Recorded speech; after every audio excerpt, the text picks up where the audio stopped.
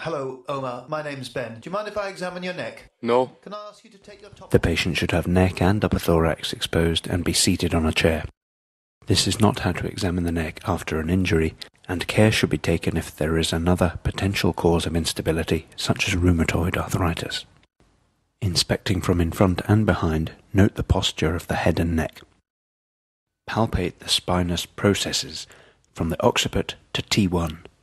T1 is normally the most prominent. Tell me if it's sore at any stage. Next, feel for tenderness in the paraspinal soft tissues.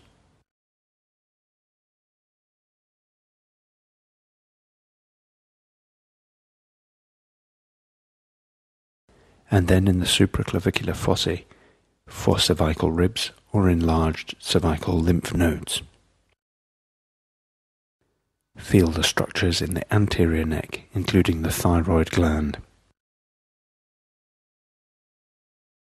Check active movements. Could you place your chin on your chest, From the please? neutral position, the normal limit is 80 degrees of flexion, with the chin touching the chest. And now look up at the ceiling. In extension, the normal limit is 50 degrees from neutral. Now can you place your right ear on your right shoulder? In lateral flexion, the normal limit is 45 degrees. And the left ear onto the left shoulder. This is measured from the neutral position and is symmetrical, so the total arc is 90 degrees. And now can you turn your head to the right, looking over your right shoulder? This movement is lateral rotation. And do the same on the left-hand side. The normal range is 80 degrees in each direction. If pathology is present, you should also consider passive movements and peripheral neurological examination.